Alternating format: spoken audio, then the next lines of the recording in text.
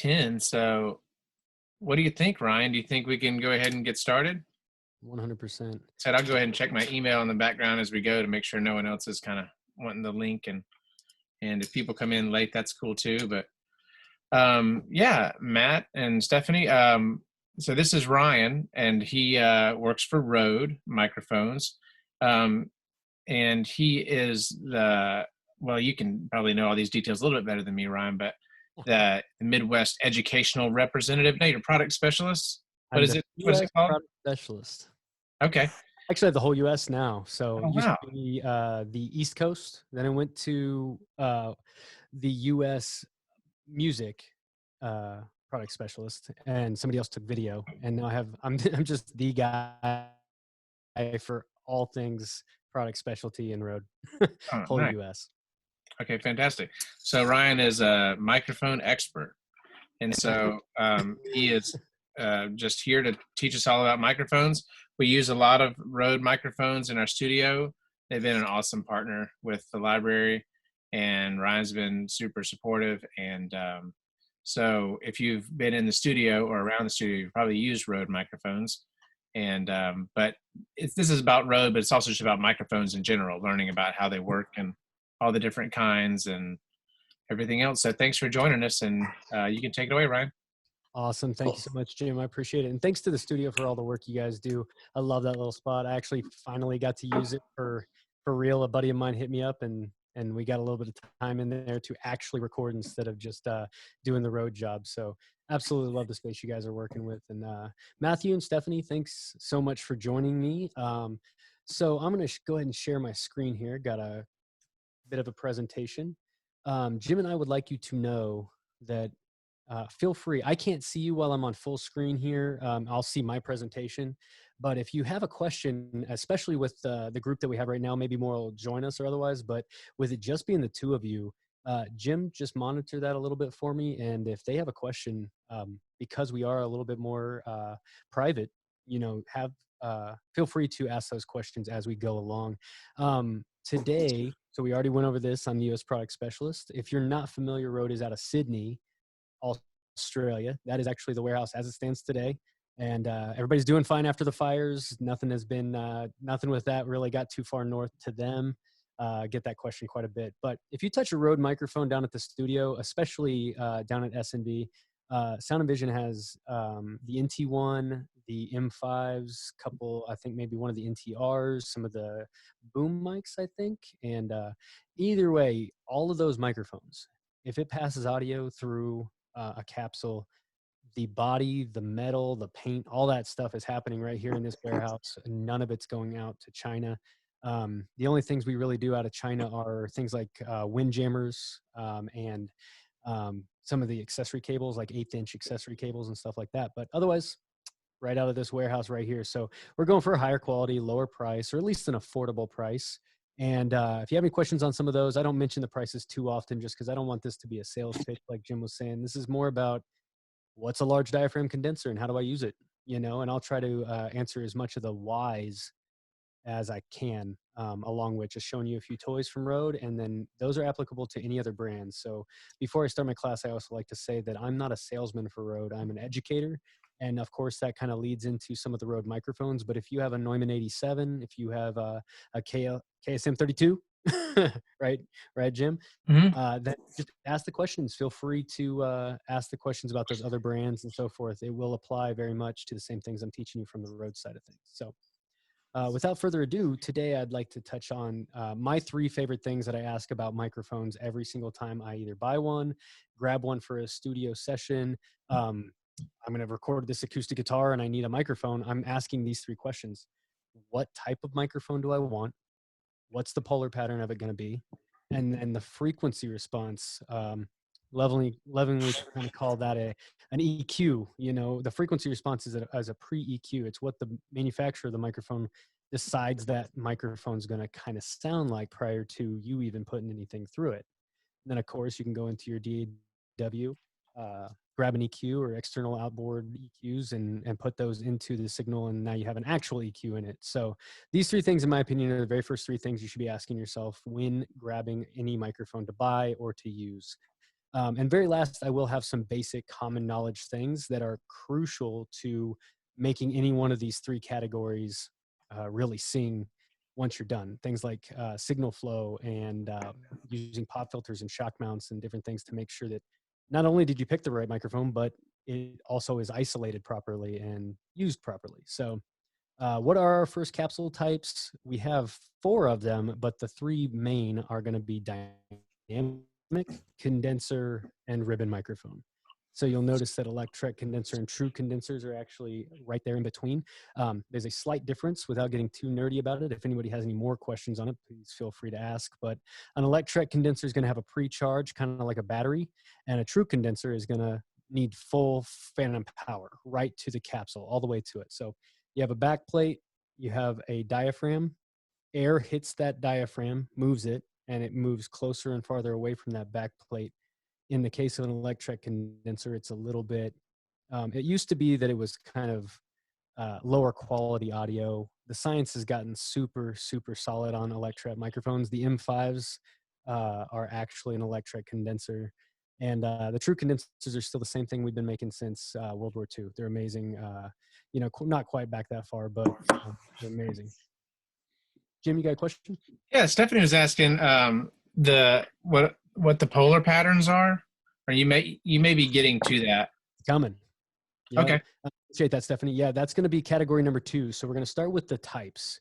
And I actually do have a little bit more of a breakout of what these are, right? So these are the main things you're going to ask first, because dynamic versus a condenser, or a dynamic versus a ribbon, condenser versus a ribbon, it's going to be very crucial in the tonal characteristics of the microphone. If I have a dynamic microphone, if you watch this little animation, it's actually pretty cool. I hope it's not skipping out too bad or anything on your guys' side. But you can actually see that little voice coil in the middle there where the white kind of is emanating out of it. That's the diaphragm picking up the wave from your voice or from your instrument or whatever. That's moving across the magnet, and that becomes your voltage out the back side.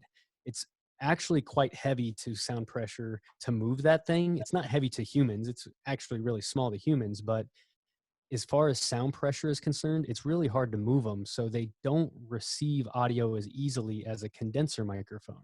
If you watch this electret breakout, you'll notice that little gold piece in between, that's a pre-charged back plate. And then the difference between the front diaphragm and that back plate is what gives you your audio signal there. So on back to a dynamic microphone, they're more robust. You can get really loud. So a snare drum, a kick drum, a screaming vocalist, you know, to mention a few microphones other than Rode, like the SM7B, which I know Sound Vision has, is known for this. It's metal screamer's heaven. You know, you just put it up, you put the pop filter on, and you just go to work.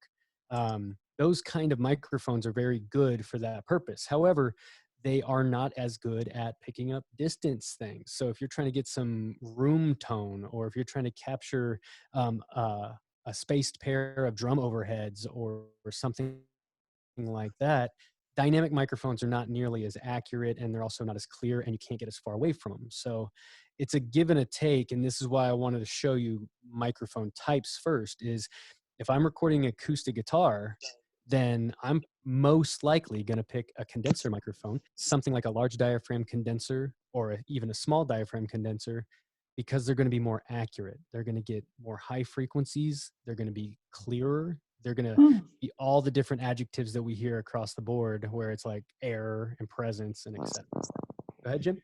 It's interesting. So this is my question that I think some people might wonder. Why would you want a microphone that isn't as accurate? I know, it's very interesting to say. How and why would we not want accuracy? I think I'm going to do 2 answers for that. The first one is, when we use accurate sometimes for condenser microphones, it's actually more of a description, an adjective for high frequencies. So we're talking more about directional frequencies that are kind of pinpoint. If you don't know, guys, the low frequencies are omnidirectional in nature, high frequencies. So think like a kick drum or a subwoofer, like boom, hits you in the chest. It actually emanates off of that speaker in a very omni fashion. So the back side of that speaker is picking up audio, the front side of that speaker is picking up audio. All those things really just boom, they explode out in a big circle. The higher the frequency gets, like a cymbal crash is one of the examples I try to use. I always use feedback, but feedback, it could be anywhere, but it's just, we always associate feedback with that really high pitched squeal. Just those higher frequencies are very accurate. They're moving directly into a place, and they bounce a lot more and things like that. The other way I would describe accuracy in the case of these microphones is actually sensitivity. So they can move easier. So in the case of a dynamic microphone, you would pick that if you don't want it to move as easily. Right now I'm using a dynamic um, broadcast microphone, as we like to call it. This is the pod mic. It's actually the baby brother to the second, actually the first microphone too. The podcaster is a USB dynamic mic. The Procaster is the big brother to this little microphone. This is a $99 microphone, whereas those are $230. So it's a give and a take as to what your budget looks like to what you're trying to accomplish. I have used this microphone on kick drum. I have used this microphone on snare drum. It is incredibly durable, and it is gonna take all that SPL. But with a snare drum, I don't need a lot of accuracy. I don't need it to be a lot of high frequencies. On a snare drum, I'm not aiming for things up in 12, 14, 15K. So if I'm doing a vocal and I want it to be accurate, I'm probably reaching for a condenser microphone instead of a dynamic mic. Jim, do you think I touched on anything there, man? I know you may or may not have something to add to it. I like that. Yeah. I always think of it as condenser mics pick up more details, and sometimes you don't need all the details if you just want the meat, the beef of the sound. So like a voice, you might not want to hear the breathing in your S's as much. You might just want to hear the mid range of your I didn't quite voice. get to that yet. Yeah, you're absolutely right. I didn't finish that topic with the pod mic that's right in front of me. The reason I chose this was because I'm in my office, right? I've tuned it a little bit, but it's not a great room for this. Not only that, it's 8 o'clock at night. I have my family in the other room watching some TV. I asked them to turn it down a little bit, but if I had a condenser microphone, I'd be more susceptible to the air conditioner, any fans running outside, the TV that might be running outside. And so those accuracies are, yes, sensitivity, but you're absolutely correct. When you choose to not use those accuracies, are things like, this is right in front of my face. It's going to pick up me, hopefully not get a whole lot of my lip smacks or breaths, but also not get the rest of the room, not the rest of the outside world and stuff like that. So especially in dialogue podcasting, huge benefit. Awesome. Condenser microphones, not going to be bad, but in this room, I would not have chose, and the reason I did not choose, say, like an NT1, which is the black one sitting right there in the middle. Sound and Vision has one of those, a couple of those, I think. And, or maybe you got two of the NT2As, but either one of those are going to be all three. You got all three. There you go. See? Cool. Or so, two NT2As and one NT1. There we go. Yeah, I knew it was some combination of that, right? So the reason I didn't choose them for today's class is because those would be more susceptible to that TV bouncing down my hallway. And actually, I got wood floors out there, so it's also quite reflective of a house. So I'm kind of at the mercy of it. But also, if I put a dynamic mic up, I don't have to worry about it anymore. It's just done. So it's also picking that microphone for your application. When it gets into studio recording down at Sound and Vision, you're going to be fine, but if somebody happens to be in the other booth doing a vocal track or screaming or whatever that might be, playing something out of the speakers really loud, if you're trying to knock down some bleed, might be time to grab a dynamic microphone versus the large diaphragm condensers. But going back to accuracy, if I'm on an acoustic guitar or a vocal that, say it's a pop vocal and I really want some air and clean, crisp tones out of it, I'm grabbing a large diaphragm condenser and I'm going to isolate the room and the space that I'm in the best I possibly can. Past that, we got the ribbon microphone. This is actually closer to a dynamic microphone than any of the others. The reason is because what we call a ribbon motor is two magnets, and then in between it is suspended a tiny, tiny, tiny ribbon, very thin, very easy to move. So most people get it wrong that a ribbon microphone is more like a dynamic mic because they think it's super sensitive. They would be correct. It is very sensitive. That little ribbon moves very easily, but it's more like a dynamic microphone in the way it creates audio. It's a piece of metal in between, in this case, aluminum, piece of aluminum suspended between two magnets, and it disrupts that magnetic field, acting more like a dynamic microphone. So why do we have this third category when it kind of falls into that space? Well, its design is also going to change its tonal characteristics. It's not nearly as durable. I mean, I think Rode did an amazing job making this as durable as possible. The old problem used to be that ribbon microphones couldn't take phantom power. This one actually requires it. It's kind of a new modern way of doing this. One thing that ribbons were really bad about is they didn't have a lot of gain. So you had to have like a lot of volume coming from your preamp. You had to spend like $3,000 just to get a decent preamp on the microphone. Whereas now we actually just, the bottom bulge on that thing is actually what's called a head amp and a transformer. And it just boosts the level up, controls the output a little bit, and makes it nice and clean and loud. And so on a beginner level, you can absolutely use this microphone on a $99 preamp. You know, the better the preamp, obviously the better it's going to be. We love it with things like the Cloud Lifter. I think you got a couple of those down there, Jim.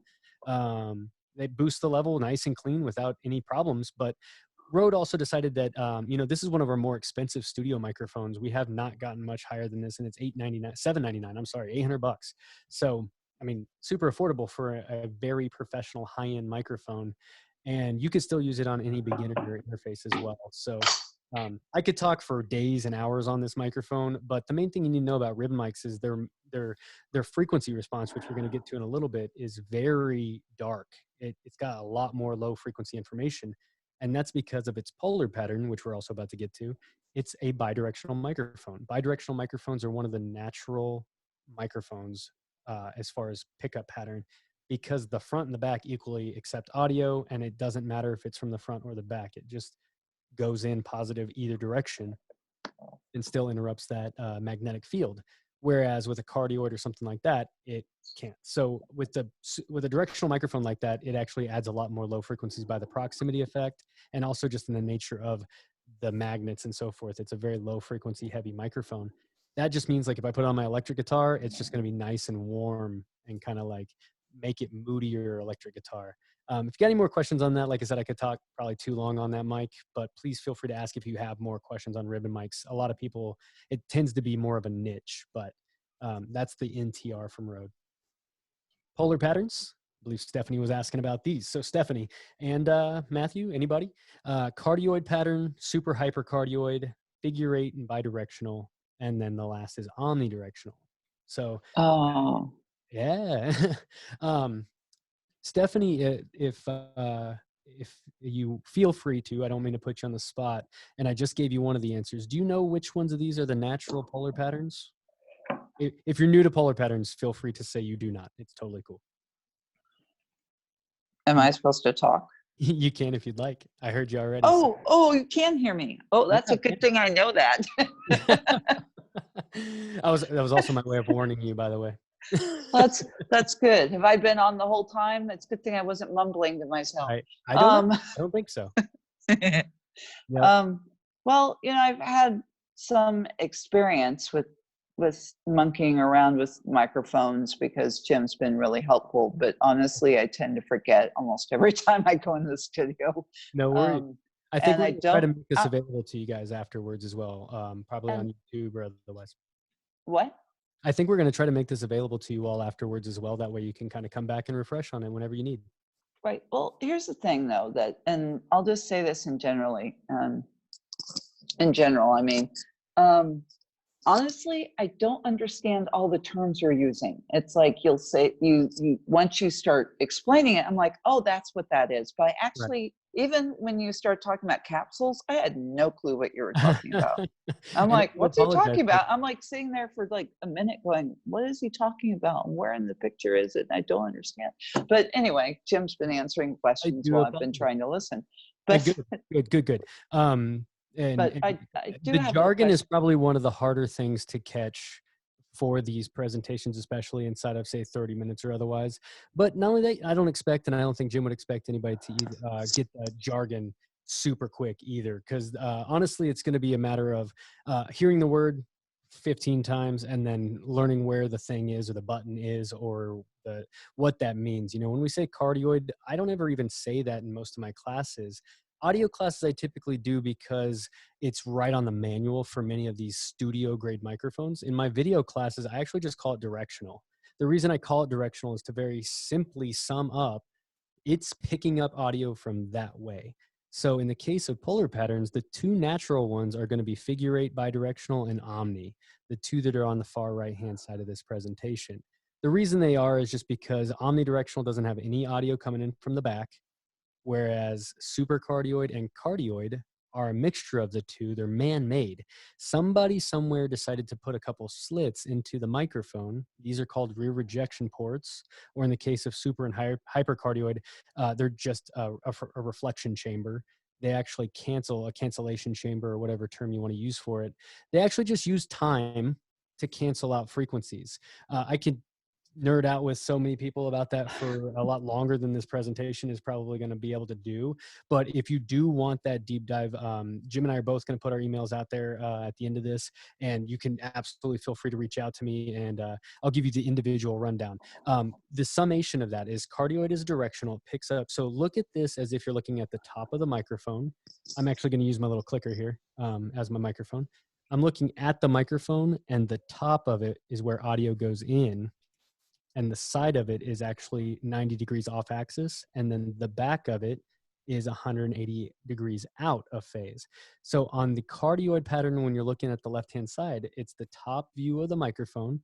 100% on axis is going to be the front, the top of this diagram, and 100% out of axis or off axis is going to be the back of that diagram. So you're trying to point the back side of that microphone at the bad audio. That's what I always say. 100% on axis is what you're trying to capture.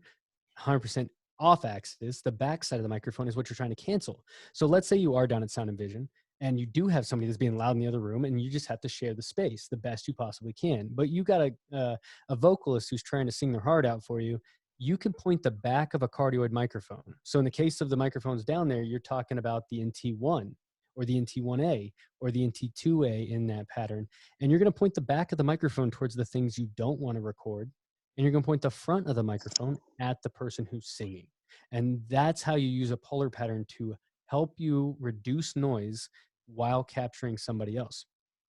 I used to work for Steven Slade Drums, and I always kind of default back to drums on a lot of my stuff because one of the biggest problems with recording a drum set is phase. So, sorry, one sec. Mouth got dry there a little bit. Apologies. I got a mute button over here on the Rodecaster Pro, so that helps.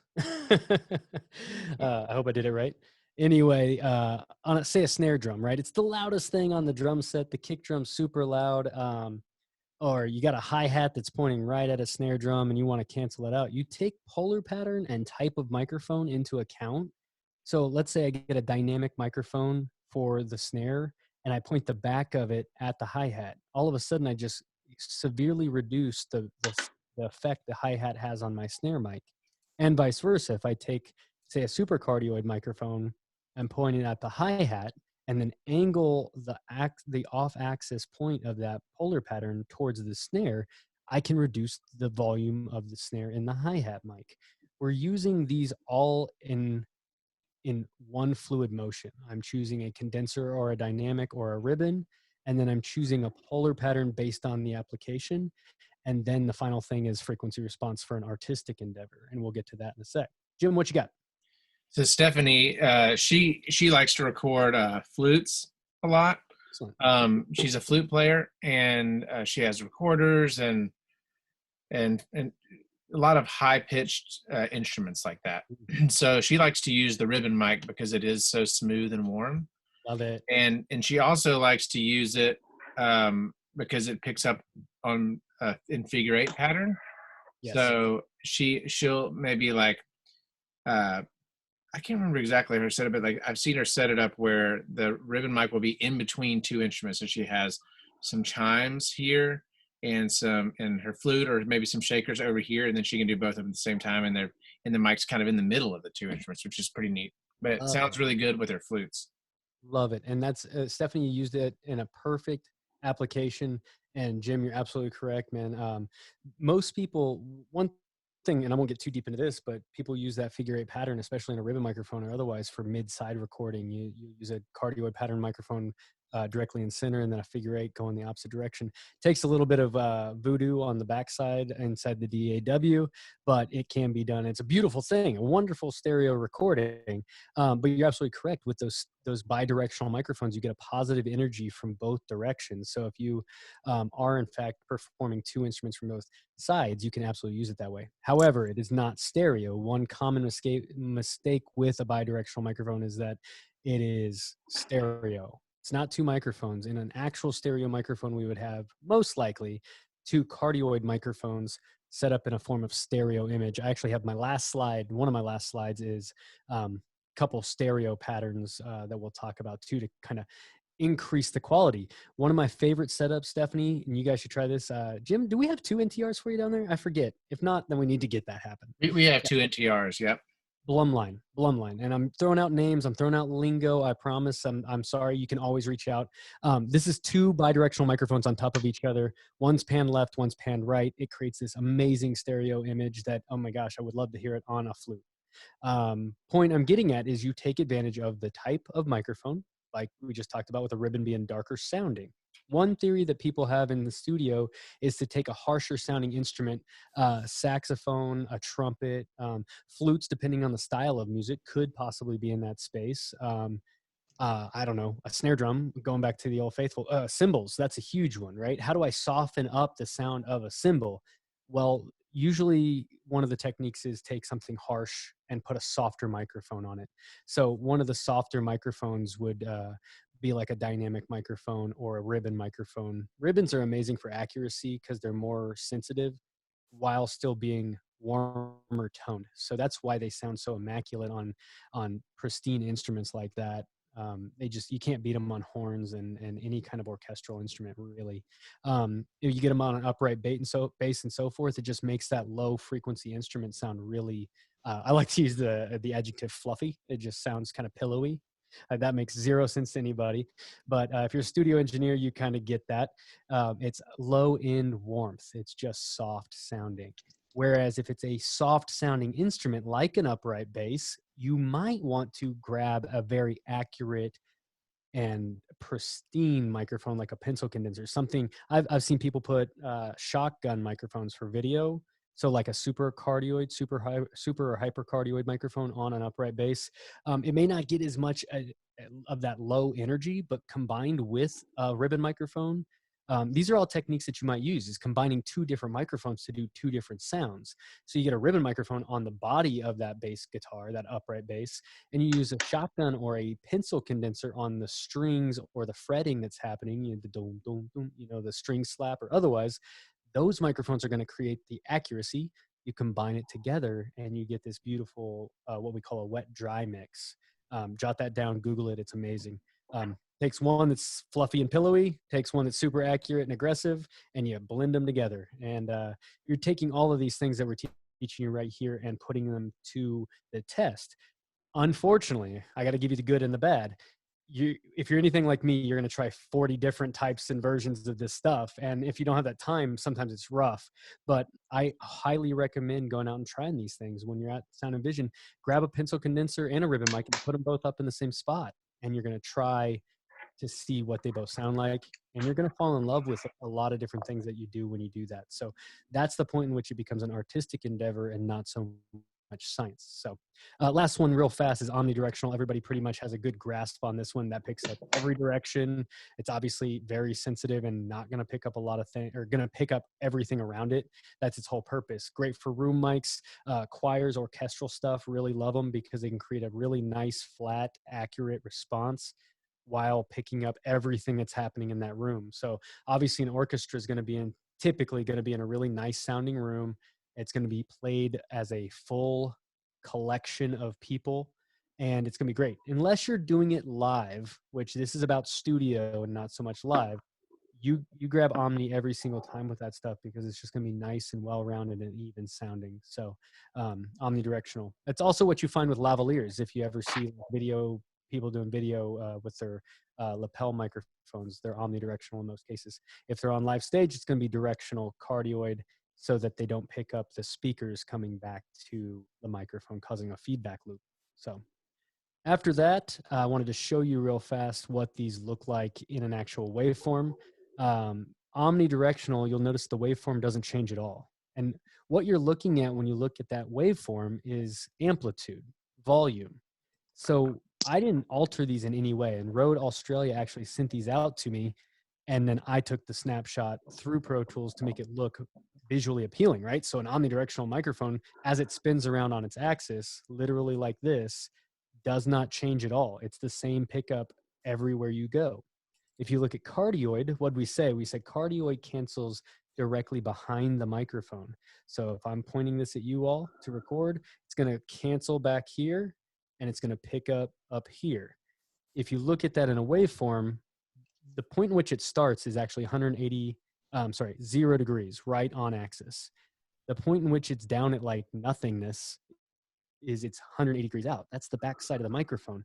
I didn't turn a fader or anything. I didn't turn it down. The microphone does that for you.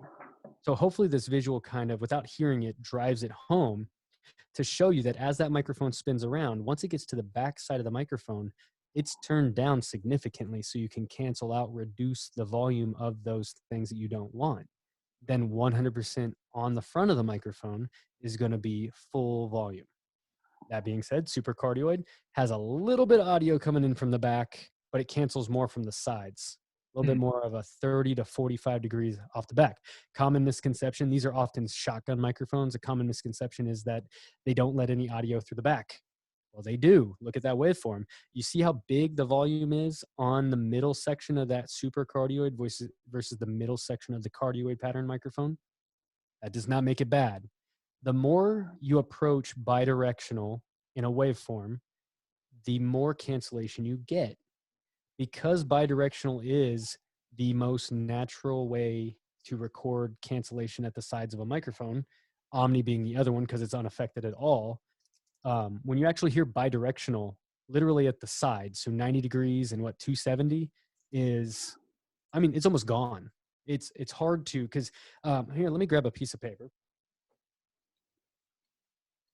This is my visual. If I got a piece of paper, right, and I look down the line, I'm going to try to do this, the exact point in which that paper is flush with you all, I cannot blow on this and move it. If I blow into the front of this or the back of it,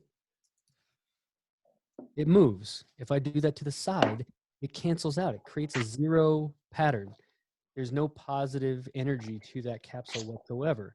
That's why it's the natural polar pattern. So cardioid is a combination of all of them, and it's a middleman. It's somebody decided to put those rejection points on there. Whereas supercardioid is just a long tube that cancels out, lets a little bit in from the back, cancels the sides.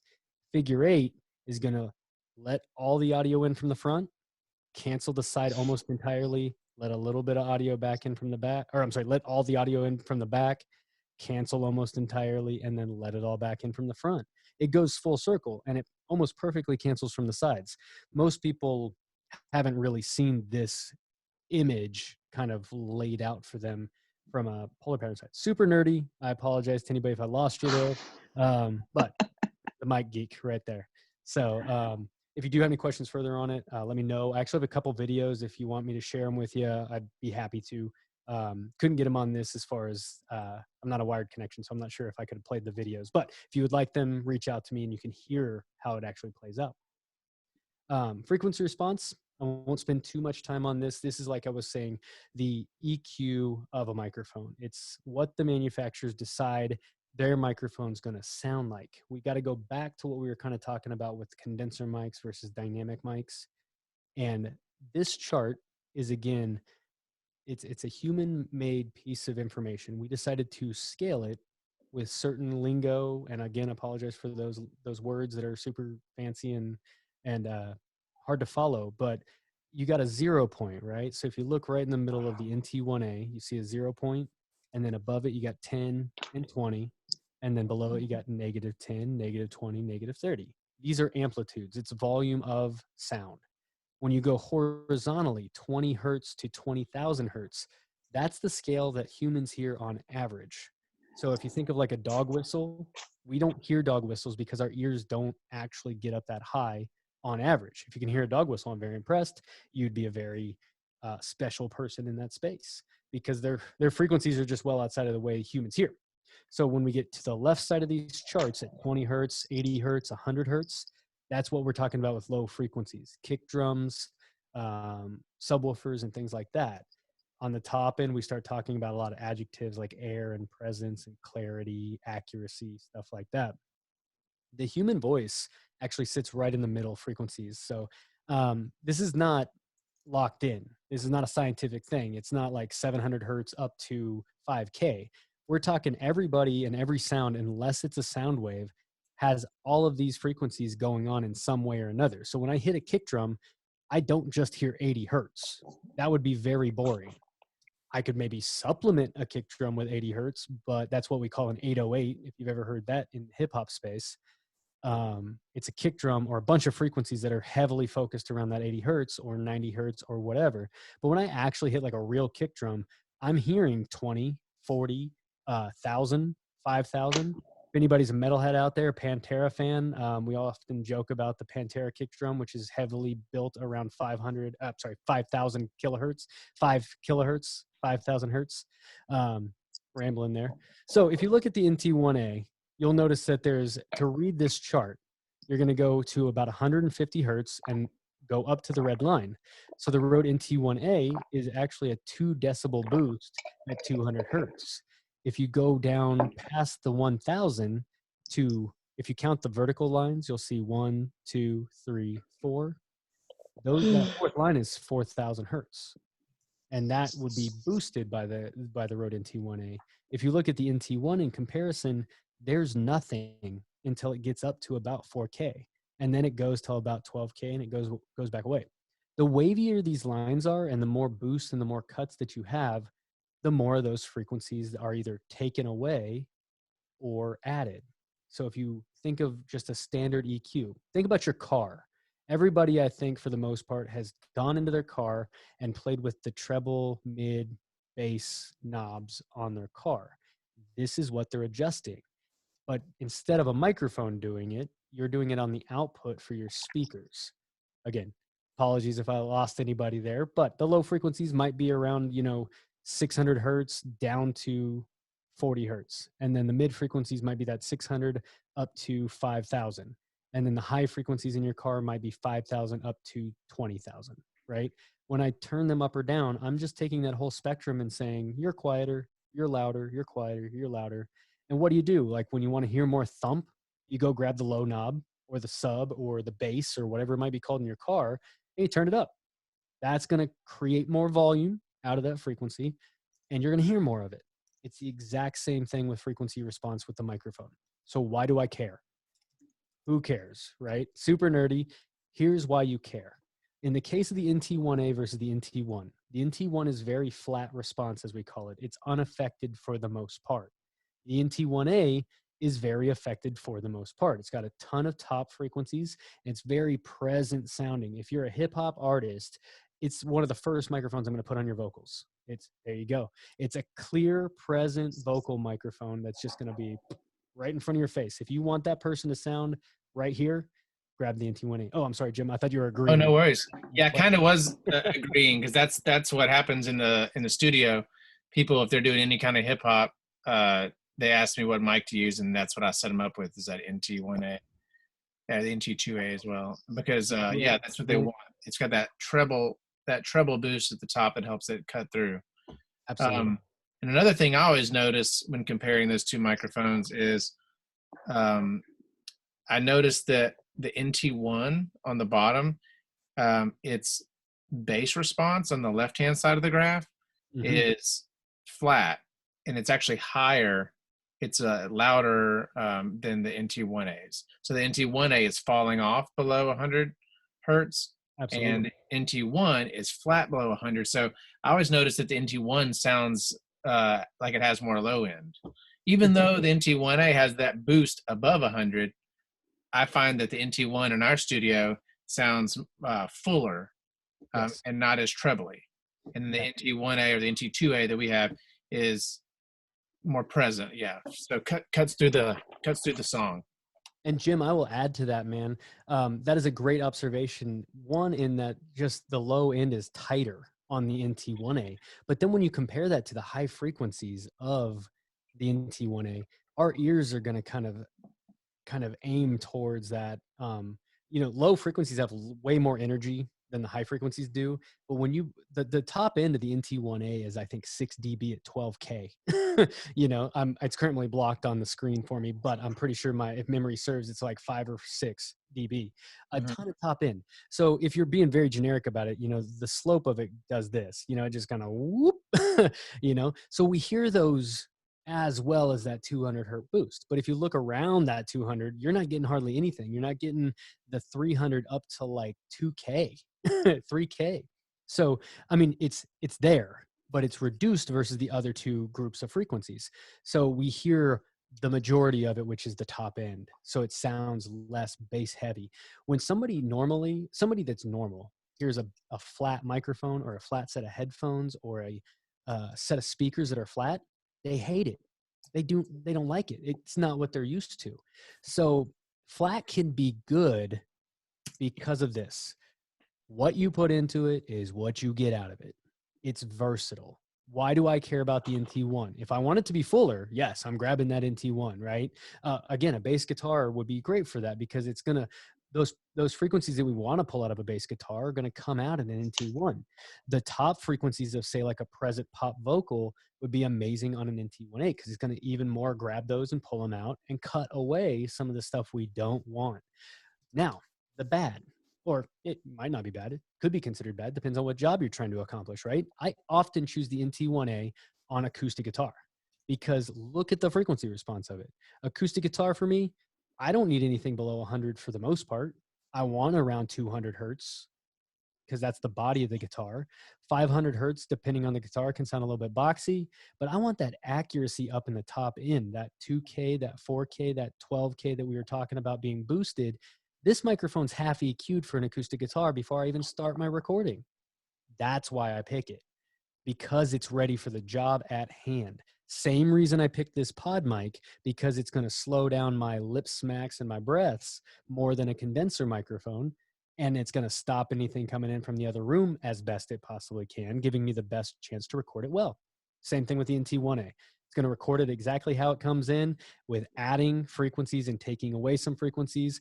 Then you throw on the NT1 and it's going to be what you put into that thing is what comes out of it. What if that sounds bad?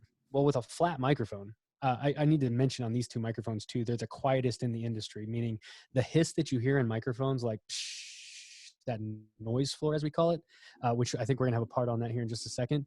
These are 4.5 dBA and 5 dBA. Who cares about those numbers? They are incredibly quiet. Neumann at $3,500 has a 6 dBA self noise. Rode aimed for that, beat it, and these microphones are $230 and $270. So incredibly affordable for the type of professionalism you're getting out of them. With that quiet self noise, I can go to 200 hertz and boost it on a kick drum or on a bass guitar and totally grab that and not worry about adding a bunch of noise as well. So it's pretty versatile in that space, but you need to go and do it after the fact if you're going to do it. It's a big deal. I find, in our studio, the Rode mics, I mean, yeah, they're just so quiet that it never gives you a problem with that kind of stuff. Mm-hmm. And like the Cloud Lifter and the SM7B, Matt was asking me a question in the chat.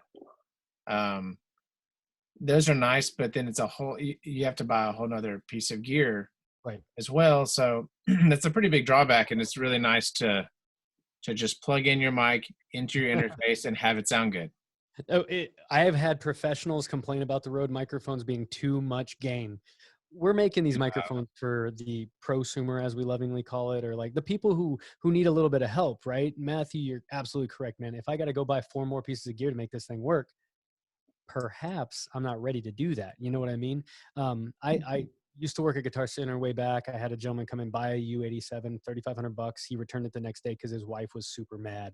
It's a $3,500 microphone. That's totally acceptable. I know, right? Yeah. Totally acceptable attempt. But it's also kind of justified for his wife to be like, now, if he made, I don't know, 7K, in the last month, and he went and bought a $3,500 microphone, totally cool. Go buy that microphone. That microphone's wonderful. But we're trying to give you an option, a solution with plenty of gain, plenty of clarity, without needing to, make money. Or even just you yourself are losing sleep over it. You know what I mean? So very affordable, very friendly, and can totally get those jobs done. And you can buy 10 of ours for the cost of that. You know what I mean? So you could mic the whole band plus some if you want to do that as well. I say get that inexpensive microphone, go make your money, come back and buy the more expensive, excellent microphone. There is absolutely nothing wrong with the 7B, the Cloud Lifter, and then all the way up into an 87 or more. But you probably shouldn't go broke in the meantime either. So after that, real quick touch on frequency response in the sense of amplitude. So over on the right-hand side, you'll see a high-pass filter, a pad, and a preamp. The preamp is not so readily available for music industry, so don't worry about that too much. Usually you have professional preamps that do it instead. On the video side, almost every one of the Rode microphones have a boost. The pads stand for pre-attenuation device. If you're not familiar with that, it turns down the microphone from its 0 point so that you can take louder sources. Sorry, I'm the drum guy. I always go back to the snare drum. Super loud or the kick drum, overpowering my microphone. On the NT2A, you can actually go onto that microphone and turn it down by 5 and 10. So if you look over at the left-hand chart, this was a diagram that I was drawing this so much by hand at retailers that I finally just made one. So I apologize for I hope it looks a little bit professional, but I just literally did this on a quick Word document. But 0 dB is unaffected. The microphone hasn't changed. And then I like to use the analogy again of the TV remote. If I take that whole frequency response, remember 20 to 20,000 is what we hear as humans, and I turn the pad on by 10 or 20, I'm going to dip the whole volume by 10. I'm taking the entire spectrum and dropping it by 10. It's like taking the TV remote and turning it down 10 times. If you do it by 20, it's 20.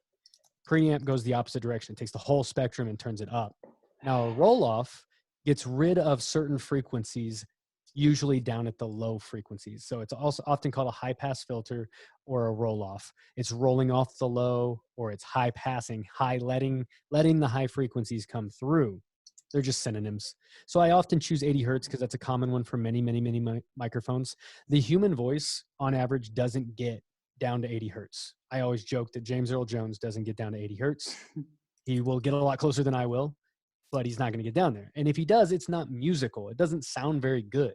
So if you were to actually take an EQ and kind of just carve out a voice around 80 hertz, you're hardly going to hear anything. And what you do hear there is just going to be nonsense. It's not going to make any sense. So 80 hertz roll off, if I'm doing a vocal, boom, it's gone. So why though? Because typically you have things happening around the microphone that you don't want to capture anyway. Rumble is one of the biggest culprits of this. You may not know it, but if you're at home right now recording this microphone right now, I actually have it running into my board, and inside my board, I have a high pass filter. I engaged it, so I don't have that rumble. So that rumble is I have a road right outside, right out back, right? And that road could just be a bunch of cars going by. It goes, I don't know how to emulate it better than that. When that vibration happens, it goes through your floor, up your mic stand, into your microphone, etc. We want to get rid of that as much as humanly possible. If my voice isn't going to get down there anyway, why use it? Turn on the roll off and get rid of it. Now, what about a kick drum? We were talking about that, or a bass guitar. Those might get down to that low frequencies to where they are affected by an 80 hertz roll off. So don't engage it. Or here's even better. Turn it on, record. Turn it off, record. Turn it on, record. Turn it off, record. Check what it sounds like when you change it. And if it doesn't affect it, roll it off. If it does affect it, decide actively which one you like better. Do you like it with the roll off on, or do you not? And in most cases, you may not until later. But like I said, with human voice, I'm going to put some form of roll off on it. Acoustic guitar, I'm going to put it on there. Bunch of various things. The flute, definitely going to put a roll off. Yep, it's not down there, right? Use those roll offs. They're going to affect the sound going into the preamp a lot more and help you get a cleaner, better result. So basic techniques. If we don't have any questions on that, on top of the roll. Oh, we got one, Jim. That's a cool photo behind with all the microphones stacked up like firewood or something. That's gotta be. Yeah, it does look like firewood, doesn't it? Don't I don't burn know the if that's a M1s. real stack of microphones, but it's cool looking. I know. I hope it is, man. That came from Rode was nice enough to send me out to India, and we did a presentation for a bunch of colleges out there. Man, what a tour! It was I felt very thankful to get to go. Australia sent this picture out to us. I don't know where it came from, but those do in fact look like M1s to me. So I really hope somebody was like back in the back room or something, just piling M1s on top of each other. So yeah, love that picture. Been using it in my presentations ever since. So the pop filters and shock mounts on the topic of a roll off are going to be another stage of getting rid of the nonsense you don't want to hear, right? So I'm using a dynamic microphone. That's step one for getting rid of some of the noise of my mouth. The wind coming out of my mouth is stopped by a pop filter. That's the big round thing in front of her face right there. Inside of this microphone, I actually have that built. I didn't do it, but Rode built it into the microphone. So I had to read my manual to find out that that's actually there. And it is. I could actually add another one on top of this if I wanted to. But the point is that it's there. So P's, B's, plosives, as we call it. I love that plosives actually has a plosive in it. It's great. So if I actually pop that P in front of my microphone, it should be significantly reduced. If I did not have that pop filter in there, that would have blown up everybody's eardrums right about now, right? So especially sensitive condenser microphones, ribbon microphones, put a pop filter on it, especially the human voice. It's very plosive. Wind gusts. So please don't ever put my Rode NT1 in front of a kick drum sound port, right? That just burst of air just popping you right in the face. Go ahead, Jim. I've got a funny story. When I first learning, I may have told you this story. When I was first learning how to record, I was playing with my bass player in my band, and we had a small diaphragm condenser, which are the little pencil condensers that we have two called M5s, Rode M5s in the Sound and Vision studio. So they don't have any pop filter built into the mic, but they do have little foamies that'll go on the end. But we had no pop filter on there. And my bass player friend said, I think this hole in the back of the bass amp is the mic hole. And so we put the small diaphragm condenser in the port of the computer cabinet, which is there to let air out. So it's the air duct, basically. Literally the air chamber. So yeah, so we put the mic in there, we turned up the volume, we hit the low E string, and like probably broke everything, but it was we're actually both audio professionals now. So that's always a really funny memory between the two of us that we put it right. Learn by doing, right? Right in the wind. But it is amazing how much pop filters matter. And now, you're using the pod mic. There's so many podcasts that everyone's doing these days, and in the studio, it's a big deal when you get right up on the mic. It's very easy to have that wind hit the mic, and you have to kind of make sure you're like maybe angled a little bit away from it. Maybe make sure that you're not maybe too close to it. It's just tough. So I love the way the Rode ones have like 2 layers in there, and with the NT1 there's 2 layers of metal, and so it seems to work really well because it's pretty tough. It's really tedious to go in your software and try to fix that if it's happening in your microphone. I've seen full sessions. I fortunately have not had to edit too many of them myself, but I've seen full podcast sessions that are just, and I don't know if you can hear it, but when I snap my finger, that's just a real fast, sharp transient. And the same thing with plosives, like when they're actually being spoken, and you got somebody who's just not pop filtered and their mic technique might be a little bit amateurish and stuff like that. Man, the audio session that comes back from that is just a bunch of these like sharp, distorted spikes that are just incredibly hard to edit out. And it's more than hard to edit out. They're just time consuming, tedious.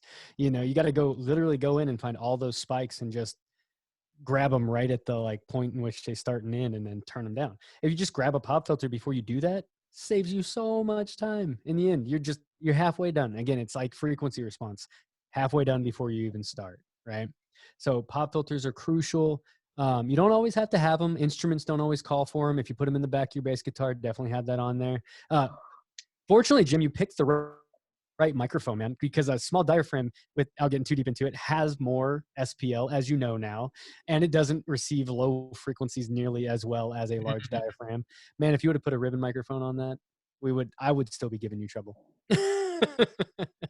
So point we're getting at here is that all that stuff comes into play, and the more you play with these microphones, the more you kind of read these manuals and hopefully come back through these presentations, you're gonna feel natural about it, just like Jim and I, where you go, nope, not going to put that pencil condenser in there anymore. I'm going to put it out front and make it actually capture something that it's well designed and supposed to capture, right?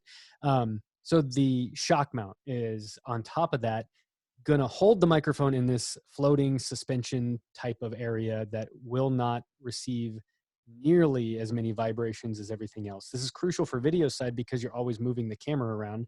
In the studio space, it's mostly because the stands are rigid. We might not be in a perfect scenario place to be in. I literally just recorded my girlfriend's little brother. He had to turn in some music homework, and I'm like, I get to record you because you're at home with us now. And so I put a microphone on him. I just put it on a stand, put it on a shock mount, and threw it in front of his instrument. And the lawnmower was running outside for the neighbors. It wasn't really that big of a deal. But those vibrations from that lawnmower, or those vibrations, I used the polar pattern. I picked a microphone that was better for that space, that was noisy. The shock mount kept the vibrations of all of the stuff going on outside from it. And he was way louder than all that stuff. So I minimized all the bad that I could by choosing mic type, polar pattern type, and then also using the tools like a pop filter and shock mount to make that happen. And it's crucial that you step through all those. That's why I picked these 3 for these 101 classes, to start you off in a place that, yes, a lot of lingo. Once you get that, you'll never look back, I promise. So shock mount pop shield. I'm not going to spend too much time on this space. This, I show you just a mixer, not because of microphones, but because signal flow, or gain staging as we call it. If you get this part wrong, no microphone will be able to do its job. So earlier we were talking about a cloud lifter. We're talking about a quiet microphone versus a loud microphone, gain versus no gain, an SM7B, which is super quiet, versus an SM7B with a cloud lifter. All of those things are talking about gain staging. You have this much volume and you want this much volume, or you have this much volume and you want this much volume, right? So watching myself do that on the screen there. In the case of a mixer, all a mixer is taking that signal, that microphone, boosting it to a level you can use, and then distributing it somewhere at the level that you want. So the first thing we do is look at the top left. It reads just like a book. So channel 1 goes all the way down channel 1, top to bottom. Then you go over to channel 2, it goes top to bottom. So not quite like a book, but you'll notice that channel 1 XLRs, the inputs at the top there, are all the same from left to right. They're doing the same job. Then you'll notice below that you see line level, and they're doing the same job. And insert, it looks like, and then the knob right below insert, that's the one I want to stop you at. That's the preamp. So I was talking earlier about having a preamp that boosts the level and helps you get more volume without more noise. The gain knob on, say, a mixer or on your interface or anywhere you turn up the volume is so crucial from step 1, from the microphone to your recorder, that if you get that wrong, you can't save it. If I turn that red knob up till I distort or clip, red, you're dead, as we say in the industry. If you turn that up too far, you can't get that back. You can go find some software and try to fix it. It's not going to be great. What you got to do is typically just re-record it. So you want to turn that knob up to where it's a nice level signal without over distorting. As you go down that, you got things like EQ and auxiliary sends. We won't spend time on that. The next thing you have is a large fader, as it's called, right? It's at the very bottom of this. They're going up in that nice little stair step there. But channel 1 has a large fader. Channel 2 has a large fader. So that mic preamp, that gain knob, feeds that large fader. And then that large fader, if you go all the way to the bottom right, again, top to bottom, left to right, all the way over to main, that's your last piece of signal before it goes out the board. So the reason I show you this is to show you the 3 steps that you got to get correct. You got to get the gain in from the microphone. You got to get the large fader to send to the speakers. And then you got to get that final output out of the board to the speakers. So if channel 1 is kick drums, channel 2 is a snare drum, channel 3 is a guitar, channel 4 is a bass, and then 5, 6 is a vocalist. I'm going to turn up their gain knobs individually to the microphone they're using. And then I'm going to turn up their large fader to where it sounds good as a group. And then I'm going to turn up their main to where it goes to the speakers and feeds the speakers well. So I hope this is a decent visual of how you want to set up your microphone before it goes to some place. Got you, Jim? I find at the Sound and Vision Studio anyway, there's so many people that aren't really familiar with technical audio kind of stuff. And it's funny because it's always kind of, a lot of the terminology is like electrical engineering terminology. And then there's kind of audio engineers, then there's musicians, and then there's novice users. There's a big gap sometimes. And so, yeah, the gain knob is an interesting one. Sometimes I try to call it a input volume, like a microphone input volume. But I've noticed it in GarageBand, they call it mic sensitivity, which is probably maybe even a more simple way to put it for people. It's tough to kind of think about what would be the most obvious thing to call that, because there is a lot of jargon, like you said, and a lot of it's kind of engineering kind of stuff, because the people that build mixers for a living are like electrical engineers. So yeah. So sometimes I call the gain knob the microphone input volume. So I say how loud your microphone is going into the computer. So in our studio, it's just an interface. You turn up the mic input volume on an iPad, and then that's how loud your mic is going into the computer. So you want it to come up, I say, about halfway to 2/3 of the way. The meter should read about halfway to 2/3 of the way up the meter.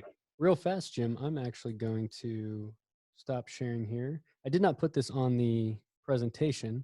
Let me get you back. So am I back in a bigger screen here? Yep. If I show you guys this, is my light good enough?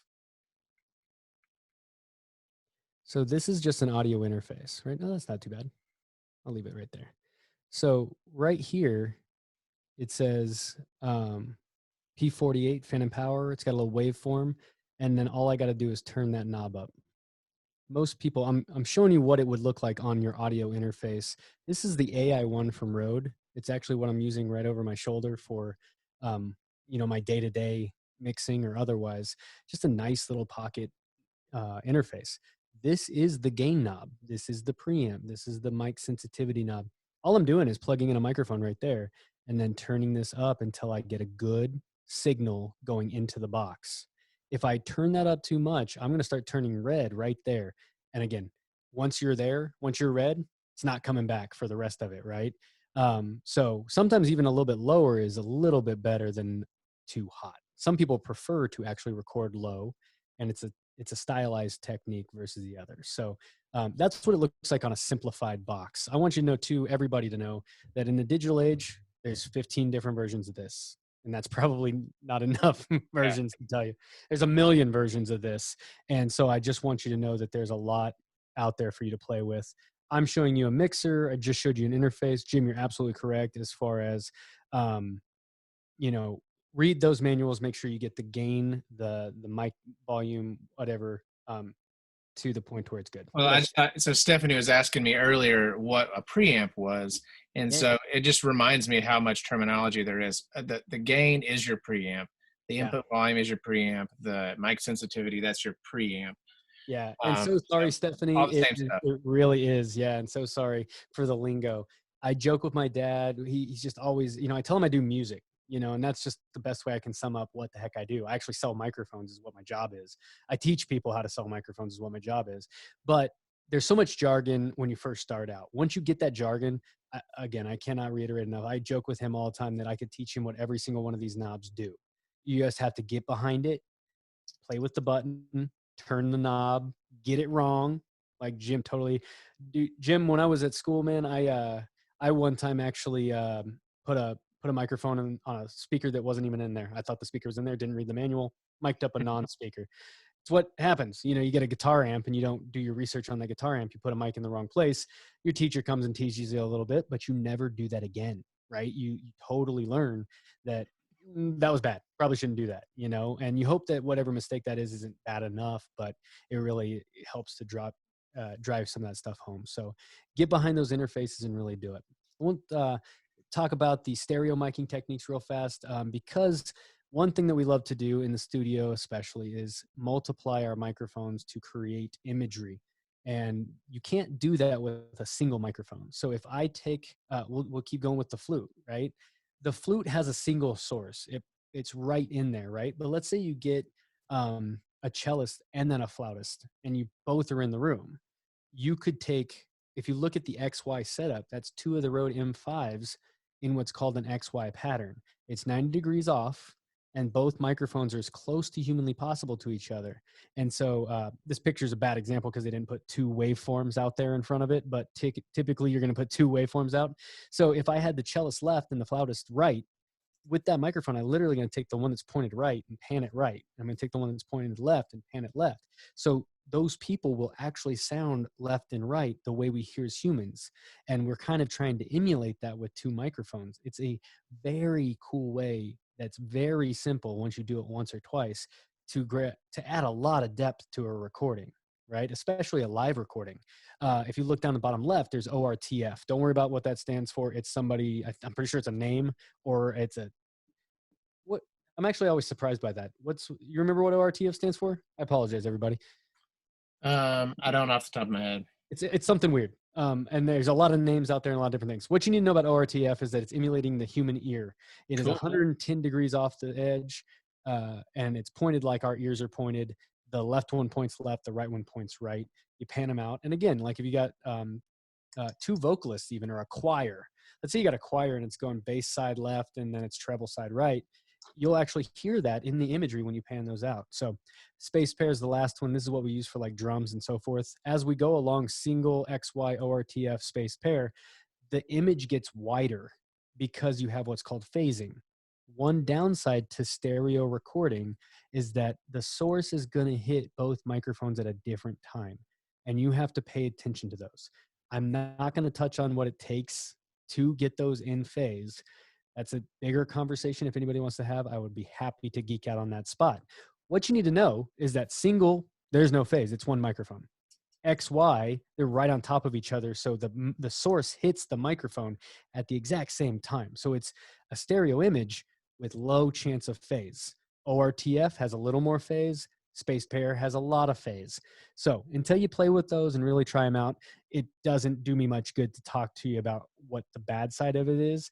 But you got to make sure they're equidistant to whatever source you're recording at. But play with those. Stereo imagery inside of a studio is unbelievable. Once you do it a couple of times, I promise you, you won't go back. Well, you will, but you'll combine the efforts and do a lot of that stuff. So, Jim, any other questions or further stuff? Nope. Actually gonna stop the share there, come back to the world. All right.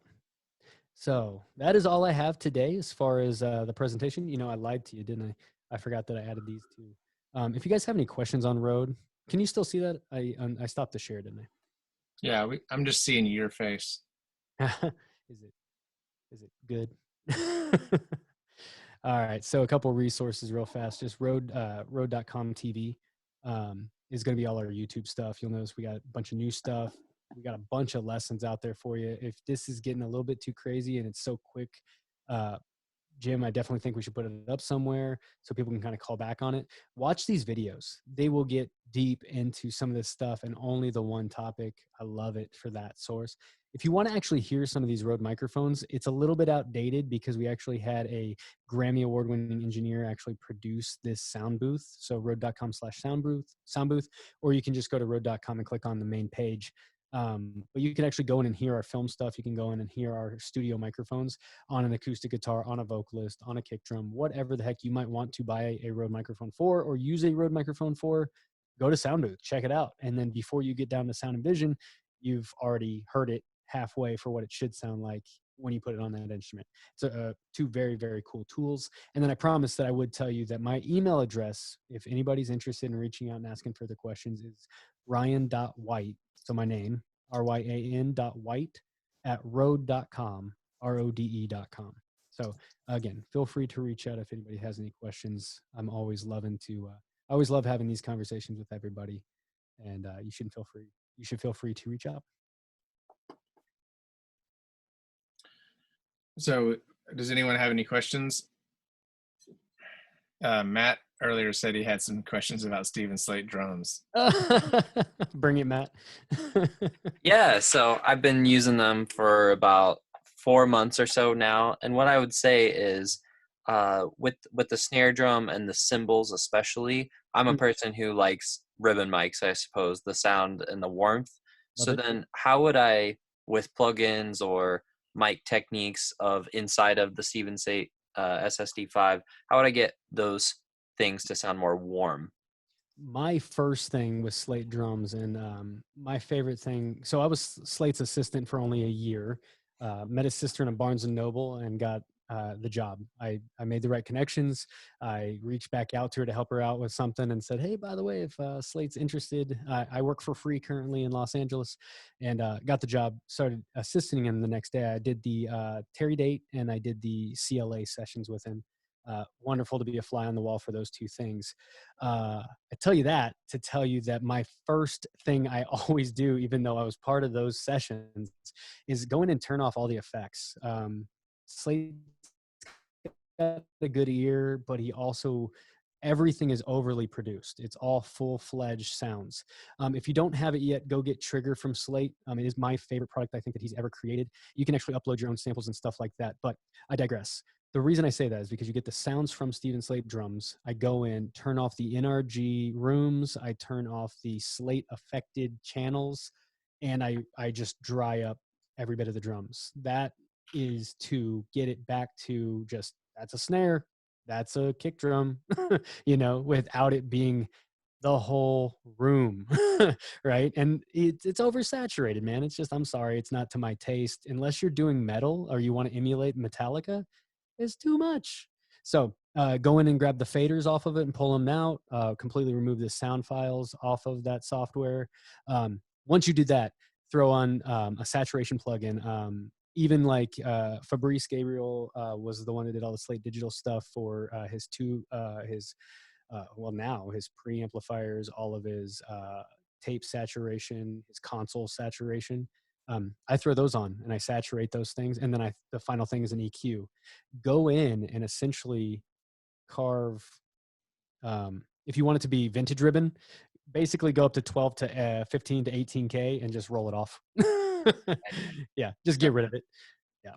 And keep those low frequencies more prominent. Okay. How about the how with the snare, there's top and bottom and all the different numbers of, like, even in the CLA there's like maybe 3 altogether times 2. Right. So you send those all out to their own aux and then compress them, so that's the biggest thing as well, was once I started sending them out to their own channels, I could have more control. So how would you send out a snare, for instance, and get it compressed? My first thing is to decide whether I want the layered or don't want the layered. Me personally, I always turn off the room mics, the overhead mics, and the whether it's NRG or Slate. I turn those off just because I want to do that. And every once in a while, I'll do a live thing where I want it in there. Very, very few. So my first decision is, do I want a raw? Think of it like you're recording a session when you're inside a Slate. What I loved about it was that it gave you every option. Some people hate that because it's too much. There's even a company that was created after Slate that is just raw drums. I think it was even at a time rawdrums.com or something like that. Yeah. It was just some dude that was just recording a single snare hit. So you got to decide, do you want the whole snare to sound like these 4 snares layered on top of each other? Totally fine. Do the wet dry between those 4 snares inside a Slate and dump it out a stereo track, or even a mono track for that matter. Inside a Slate, you can go to the bottom, grab channel 1, channel 1, channel 1, channel 1, and then you're going to go into a track. The input's going to be bus 1 or whatever it's called. I forget. Yeah. And then you're going to create a bus 1 input and just print that snare. I mean, I just print it and I get rid of the Slate track afterwards. If you feel like if you would have in Sound and Vision put 3 microphones on a snare drum and then mixed it with 3 mics with 3 channels, that's how you treat it in Slate.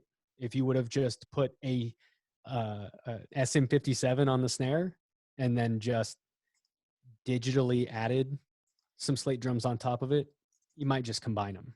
You know, it's completely up to you on the effort after that. And compression is typically the last thing after they're married. Yeah, because I want to affect the overall snare, not each individual snare. Cool. And I Awesome. have the Blackbird as well as the CLA.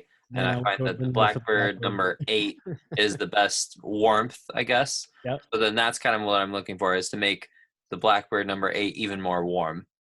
Gotcha.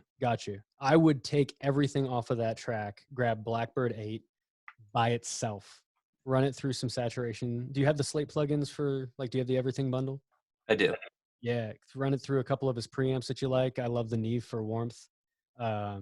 Run it through. I mean, if you want to affect on the in, you could literally grab the console plugin, you would grab the console, the preamp, then you would grab, say, like, when I record snare drum live, I like to throw a distressor on it. So inside the Slate stuff, you can throw a distressor on it and compress mildly and then EQ it. And so you're taking this overall big snare drum and then you're going to EQ it to sound like the ribbon mic. You could also reverse that. You could straight up EQ it to sound like a ribbon microphone raw. And then you do all your processing as if it was recorded with a ribbon microphone. Totally up to you.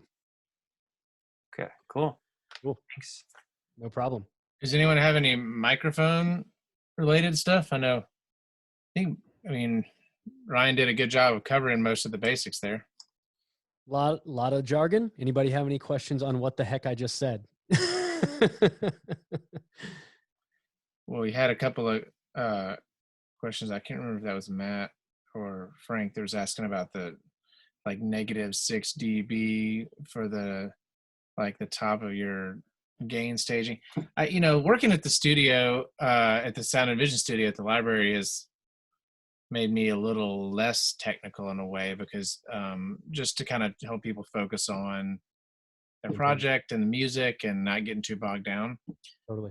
So yeah, to me, like, people ask me what microphone, to use, and I might set them up 2 or 3 microphones and make 3 channels and then just have them listen to it. Yep. Turn up the input volumes, the gain knob, until it comes up about halfway up the meter. Listen to the 3, pick which one you like, and go for it. And you kind of try to take some of the technicality out of it, and just absolutely. It's always good to know that. Center, back in college, that's how I sold SM58s, Audix i5s. What is the other ones? I don't even care. Pick an SM58 lookalike, the M1 from RØDE. They're $99 and they do a job. And it's like, which one is for me? Well, let's go find out. 3 stands, 3 microphones, sing into them or talk into them. I don't even care. Play them back 1, 2, 3 in a blind listen. Whichever one you like the best is one going home with you that night. Yeah.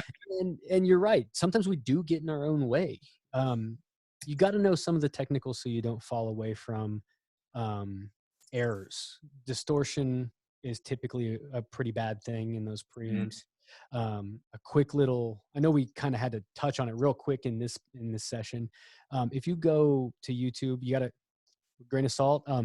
Jim, do you actually have any videos, any tutorials that are kind of like in this space? It's like here at Sound and Vision, because I know you just recently changed some of the preamps and stuff like that. So if, even just a video of like, this is the preamp knob, here's a microphone going in, test 1, 2, 3, 4, turn it up till I get that amber, light or whatever. I have a little 10-minute video called Sound and Vision Basics. That's like, it's kind of my hour-long class that I show people how to use the studio, and I try to compress it in 10 minutes. I'm trying to remember if that is on my email signature. Yeah, it's actually in my email signature. Great. So, and the other thing too is just YouTube is your friend to an extent. Take it with a grain of salt. You wanna listen to those people. I also get things wrong every once in a while, but the people that are just like, turn it up to 11 and go to work. Yeah, probably a little too extreme. The people who are just trying to give you a general solution, I can't say how often this happens in the video space versus the studio space. Studio tends to be a little bit more artistic, whereas video tends to be more regimented. Just like if I put this volume on my camera and then I put this effect on it, I'm ready for YouTube. It's not that easy, but at the same time, those videos could be good to get you started. And then your job after that is to fine tune your craft, you know, and music versus just the human voice is a completely different beast. So keep that in mind as well. Thanks, Ryan. Absolutely. Matt, did you have something else? Sure, one more. On an acoustic guitar, what Rode microphones would you recommend when you were showing that pattern to get the stereo ear? I will always and forever preach the M5s. I freaking love those microphones. They are flat like the NT1. They are a modern electret condenser microphone. So, Jim, do you have two SM81s? Take a look at the help section in your. Hey, Jim, do you have the I forget what other pencil condensers you have. Did Shure give you guys the SM81s? We have PG81s. Is that what they're called? PG81s. Totally cool. Yeah. Yeah. So, I was just looking at because I don't think you have the NT5s or the NT55s from Rode yet. No, we have M5s, and I used to have them available in the cabinet, but then I got a little greedy and I put them over the drum set. But we have these cool triad yeah, that's right. clips, so you can kind of pop them off really easy and use them in other places. There you go. But I couldn't have them just sitting there while not being on the overhead. So love it, and the overheads are amazing for that. But yeah, I'm sorry, it's Matt, right? Matt, yep, great. The M5s, man, pull them off of those stands real fast if you're doing acoustic guitar. With ORTF, keep in mind that phase is a real issue with acoustic guitar. It's a wider pattern. You're typically 17 centimeters from the tips, if I remember that image that was there. You can recall, it's like 110 degrees, 17 centimeters or something. That's not what Americans are used to. You know, it's about that far. But the timing from your high strings to your low strings are very much going to cause phasing across that microphone capsule from left to right. So you got to check the phase across them when you're doing ORTF in the case of an acoustic guitar. My favorite is actually an XY for close placement, and then ORTF back or a Blum line back or something like that. The reason is because the further off you get it, the more the frequencies are actually all just going to hit that a little bit better, right? If you're doing that with drums, the same thing. I'm probably going to pick it to the distance from the snare. It's the loudest thing, and I want the timing from the left and the right to be hitting the snare at the same time. Then the image is off of that.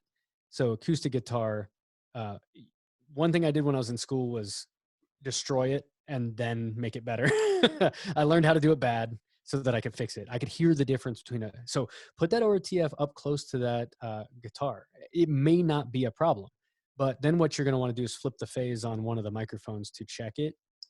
Maybe it's good, maybe it's not, you know, but use your ears to where it sounds good on the guitar, place the ORTF there. You might find that an XY closer is going to be better for stereo and an acoustic guitar, and then the ORTF will be better for a room mic in that case. But it's going to depend on the guitar, the style of music, and so many different things. What would you say about the microphone clip that has the two clips on it? Could you somehow permanently, once you get it measured, leave it there forever and it's always your dedicated acoustic 2-mic setup? I would not do that, but you can. The reason I wouldn't is just because I like the options. But shoot, if you buy, like, I think you might be talking about the SB20 from Rode, the stereo bar that I think Sound and Vision has. The stereo bar there has two clips, and you could fit it right on top of each other for an XY. It's really cool for that. If you just wanted to like lock them in there and never touch it again, totally acceptable. If you want to permanently fix that, that's totally up to you. But I'd probably be concerned about one day wanting a pencil condenser for, violinist. And, well, shoot, ORTF in stereo works for a violinist. You know what I mean? Like you want to get that one thing on one spot, maybe a guitar cab or something. I don't know if I'd be wanting to marry it to it, but now that I think about it, you could always just point the microphone you want wherever you want. Go willy-nilly, man. Yeah, it's totally cool. What I've never really done is back to back, just listen to the different stereo miking techniques. Oh, man. Um, Overheads always baffled me because would- of that reason. it would be, yeah, because it's a little difficult to set up. I mean, you like if you had space pair and XY and RTF, and then you would have to have 6 identical microphones. And Yeah. set up, and then To do it to like, I guess you could move it and then record, and then move it and then record, and then move it and record, and then kind of see what you like. But it's a little bit of work, and I've never quite gone to the trouble to do it. So, did I ever tell you about the be CLA array that we did at Ocean Studios out in Burbank?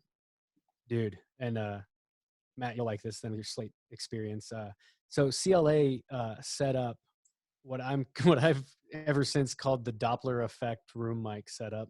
He literally took, and only studios like this in LA could make this happen, but they were U47s, I believe, and they had something like 10.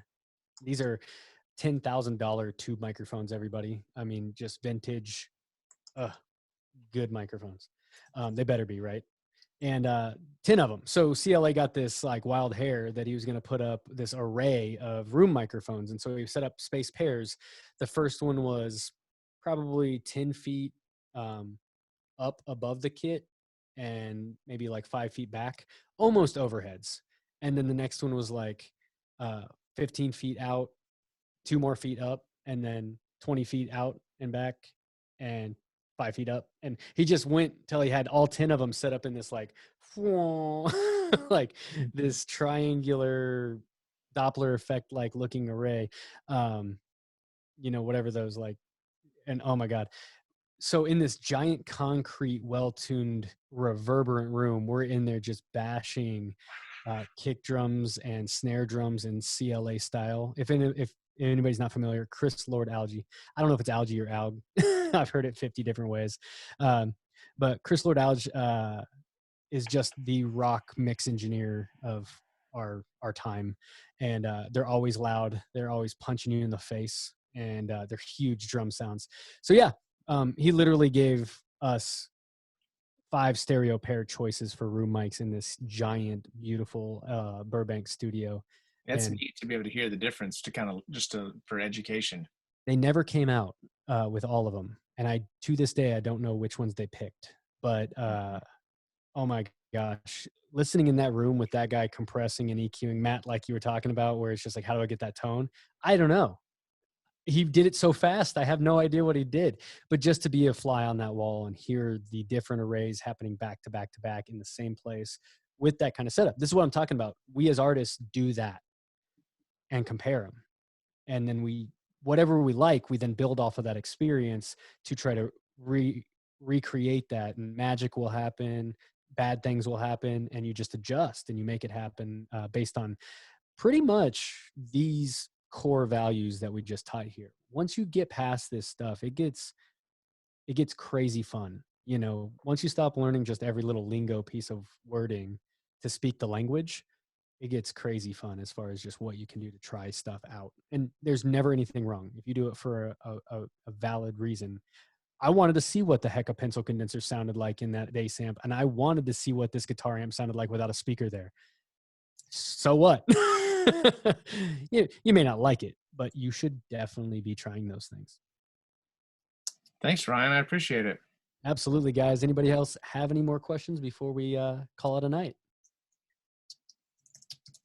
If not, ryan.white@rode.com. Jim, did you get him out your email there, man? I'll actually type it. Yep. And then I can type. Well, yeah, you can type yours. I guess. Perfect. I'm back on the chat now, so I feel I'm part of the group now, everybody. Well, thanks for doing this, Ryan. Thank you so much, Jim. I really appreciate Sound and Vision. Thank you guys for having me. I see Frank, Stephanie, and Matthew right now. I'm not sure if did we get a couple more? I saw a bunch of questions, so you guys had a great chat going on. Yeah, we were having a good chat. Great. Anybody feel free to reach out if you have more questions. Jim's always there for you. I'm always here for you. And if you got any questions directly on what Rhode's got available other than what we showed today, reach out. Thanks, Ryan.